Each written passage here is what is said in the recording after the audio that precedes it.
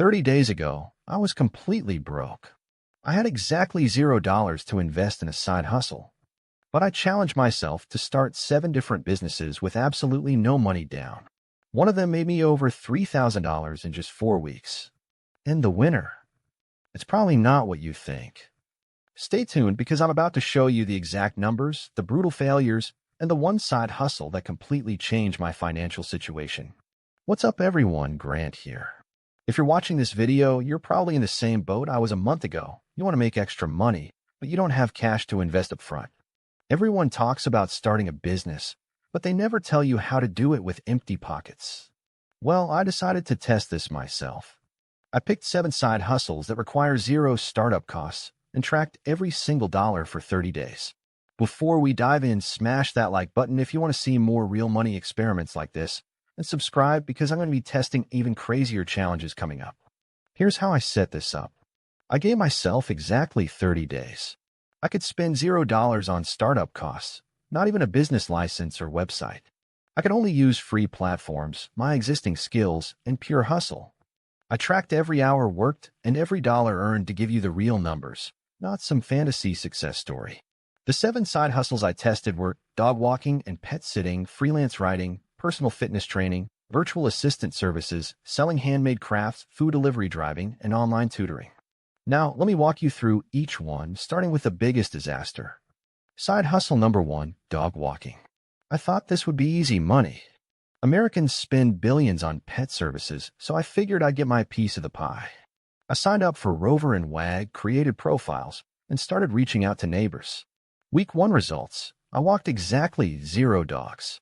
Turns out, building trust with pet owners takes time, and the competition is fierce. Week 2. I finally got my first client, Mrs. Johnson's golden retriever, Buddy. $15 for a 30-minute walk. By the end of 30 days, I had walked dogs 12 times and earned exactly $180. That's $15 per hour when I was actually walking, but factor in the time spent messaging clients, traveling between houses, and dealing with, let's call them bathroom emergencies, and my real hourly rate was closer to $8. The verdict: dog walking is steady money once you build a client base, but it's slow to start and physically demanding. Not my winner. Side hustle number 2, freelance writing. I've always been decent with words, so I created profiles on Upwork and Fiverr. The competition was absolutely brutal. I was bidding against writers from around the world offering articles for $5. I spent my first week sending probably 50 proposals and got exactly 2 responses. But here's what I learned. Instead of competing on price, I started specializing. I focused on writing for small fitness businesses since I had some background there. The results? $430 in 30 days. Not bad, but I was working late nights and weekends to hit deadlines. The pay was inconsistent, and some clients were challenging. One guy asked for 17 revisions on a 500-word blog post about protein powder. The verdict: freelance writing has potential for growth, but the startup phase is rough, and you're trading time directly for money. Side hustle number 3, personal fitness training. Now, I'm not a certified trainer, but I've been working out consistently for years and know the basics. The beauty of this side hustle? I could train people in public parks for free. I started by posting on local Facebook groups and Nextdoor, offering free first sessions. I positioned myself as a fitness accountability partner rather than a certified trainer to stay legal. The response was actually pretty good. I trained 8 different people over the month, charging $25 per session. Some wanted to meet twice a week, others just once. My biggest success was Sarah, who booked 12 sessions because she loved the outdoor workout vibe. Total earnings, $525. Not bad for something I genuinely enjoy doing. The downside? Weather dependency and the physical toll of being on for every session. Plus, I realized I really should get certified if I wanted to scale this properly. Side hustle number 4, virtual assistant services. This one was a mixed bag. I offered basic admin tasks, email management, appointment scheduling, social media posting, stuff I could learn quickly. I found 3 small business owners who needed help. One was a real estate agent who needed someone to respond to inquiries. Another was a consultant who needed help managing his LinkedIn content. The work was actually pretty interesting, and I learned a lot about different businesses. But the pay was inconsistent, and some clients had unrealistic expectations about what I could do in the time they wanted to pay for. Total earnings, $385. The problem? Most clients wanted long-term commitments, and I wasn't sure if this was something I wanted to do full-time. It felt too much like having multiple bosses. Side hustle number 5, selling handmade crafts. Full transparency, I'm not crafty, but I figured I could learn something simple and sell it online. I decided to make minimalist wooden phone stands using scrap wood I found. YouTube University taught me how to make them, and I listed them on Facebook Marketplace and local buy-sell groups. Each stand took about an hour to make, and I sold them for $15 each. The results were disappointing. I sold exactly 4 phone stands in 30 days. That's $60 total, but if you factor in the time spent learning, making, photographing, and dealing with buyers, I was working for about $3 per hour. The lesson: just because you can make something doesn't mean people want to buy it. I definitely underestimated the marketing side of this business. Side hustle number 6, food delivery driving. I signed up for DoorDash and Uber Eats. This seemed like guaranteed money. People always need food delivered, right? The onboarding was quick, and I was making money within days. I worked mostly dinner rushes and weekend lunches when demand was highest. The app gamification actually made it kind of addictive. But here's where the math gets tricky. Yes, I earned $680 in gross income. But after gas, which was about $85, wear and tear on my car, and the fact that I was basically working for tips, my actual take-home was around $520.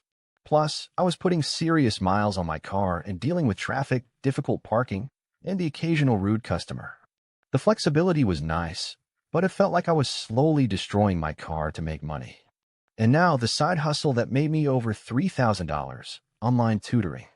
Here's why this one was different.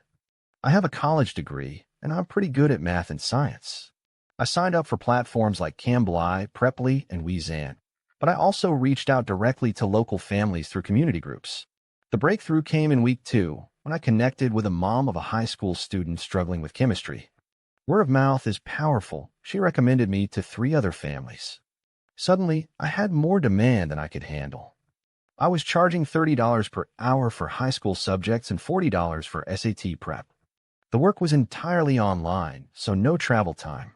Students were motivated to learn, and parents were happy to pay for results. But here's the real kicker. In week 3, I started offering group sessions for SAT prep. 5 students, $25 each, same 1-hour session. That's $125 per hour. I ran 6 group sessions that month. The total breakdown: individual tutoring, 45 hours at $30 to $40 per hour equals $1,575. Group SAT prep, 6 sessions at $125 per hour equals $750. Specialized chemistry help, 22 hours at $35 per hour equals $770. Platform fees and taxes, minus $95. Net total, $3,000. Why did this work so well? 3 reasons. 1. I was solving a real problem parents desperately want solved. 2. The hourly rate was high enough to make the time investment worthwhile. 3. It was scalable. I could teach multiple students at once. So what did I learn from this experiment? First, not all side hustles are created equal. Some might give you pocket change, but others can actually move the needle on your finances. Second, the best side hustles leverage skills you already have. I wasted time trying to learn crafting when I should have focused on my strengths from day one. Third, solve expensive problems. Parents will pay premium prices for their kids' education. Dog owners will pay $15 for convenience. See the difference? Fourth, scalability matters. Dog walking is 1-to-1. Tutoring can be 1-to-many. Always look for ways to multiply your time. And finally, some side hustles are stepping stones. The freelance writing didn't make me rich, but it taught me about marketing myself. The fitness training showed me I enjoyed helping people reach goals. Here's my challenge for you. Pick one side hustle from this list and commit to testing it for 2 weeks. Not a month, just 2 weeks. Document your progress and let me know in the comments how it goes. If you want to see me test even more extreme money challenges, hit that subscribe button and ring the notification bell. Next month, I'm seeing if I can flip $100 into $1,000 using only garage sales and Facebook Marketplace. And if this video helped you, share it with someone who's looking to make extra money. Sometimes the best side hustle advice comes from friends who actually tried it themselves. I'll see you in the next one. Keep hustling.